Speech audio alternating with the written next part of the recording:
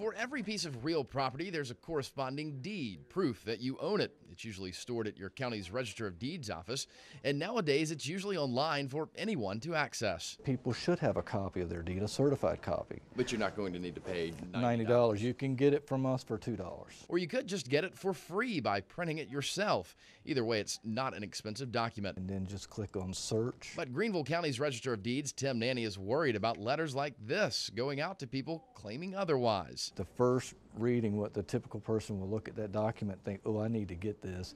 I need to send this company, $90. And Nanny said he's heard from several people who've gotten these letters from companies called Record Retrieval Department and Local Records Office. The mailings look pretty official, like they might have come from a government agency. It's intentionally made to look like that. It's a little deceptive. The letters tell people they need a copy of their deed and to mail in $86.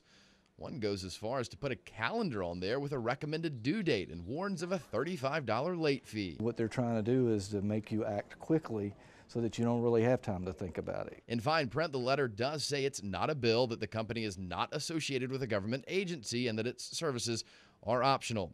Someone on your side wanted to talk with these companies, so we drove to the addresses listed on the letters, both in Columbia. But we didn't find any records business at either location. Turns out 4840 Forest Drive is a local UPS store, and so is 701 Gervais Street. Nanny says it's likely each company simply rents a mailbox inside. There's some credibility to that when you see it's coming from Columbia versus Chicago. I did reach one of the company's local records office by phone and asked about Nanny's complaints. How do you respond to those accusations? Okay. The letter that we sent out, we offer a service so they could obtain a property profile and a copy of their deed. And it's an optional service. But what about those Columbia addresses listed on the letters? Not much of an explanation. Wondering why you're leading people to believe that there's some legit address in Columbia when in fact it's a UPS store. Is there anything else that I can help you with today, sir? You can answer that question. I'm sorry, I'm not able to give that information out.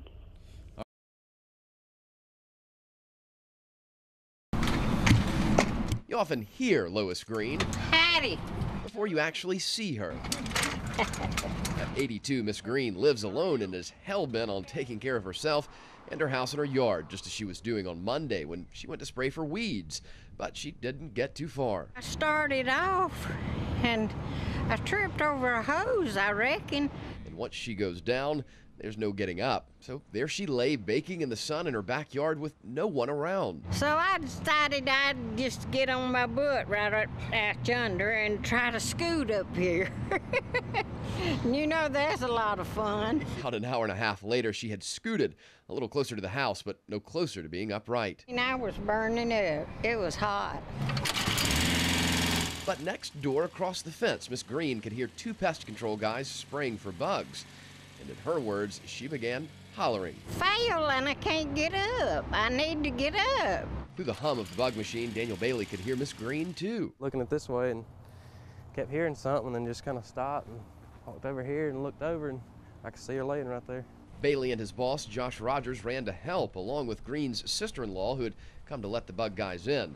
Finally, 3 hours later, someone had found Mrs. Green dehydrated with scrapes and bruises all over and covered with ants. Oh, how thankful I am. They're precious. Yeah, they're precious. I don't know how long I'd lay there if they hadn't come along. Just glad we was here at the right time. Yeah, at the right time. The crazy thing is, this isn't Green's first close call. She survived a gunshot, severe burns, multiple surgeries, and now this. Oh, Lord, yeah. I got 9 lives. Like a cat. Yeah. If you think all that's going to change her mind about living alone, not going to happen. She's just a little bit stubborn. Not a little bit, a whole lot. In Cherokee County, Y'all come back. Graeme Moore, 7 on your side. Hey, bye-bye.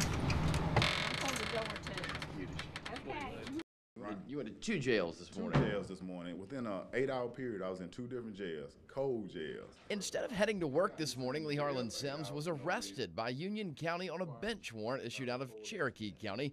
But guess what? That warrant was no good. You know that warrant was canceled. Right, I knew it was 4 months ago. 4 months ago, 4 months ago in December. early January. That's right, canceled, recalled. Sims should have never been picked up. I want an apology from the sheriff, and I want to be reimbursed for my day at work. But before we get to that, here's how we got to this point. A judge in Cherokee County sentenced Sims to some community service late last year for a driving under suspension charge. When they thought he didn't show up for service one Saturday, a bench warrant was issued. But turns out Sims had shown up, and the magistrate's office officially recalled that warrant on January 5th. But the cops say they never knew that.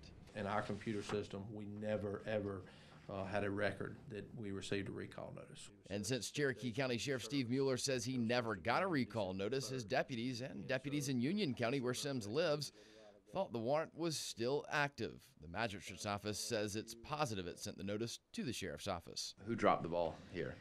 It's one of those things you don't want to say he said, she said, but the magistrate's office said they recalled it. We said we didn't receive a copy of it. In light of the mess up, we wanted to know what's being done to try to prevent this from happening in the future. The sheriff says he's already spoken with the magistrate's office. So I've asked them that when they send recall notices over here to make our staff sign for it.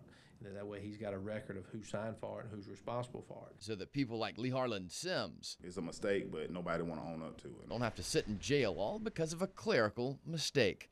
In Cherokee County, Graeme Moore, 7 on your side.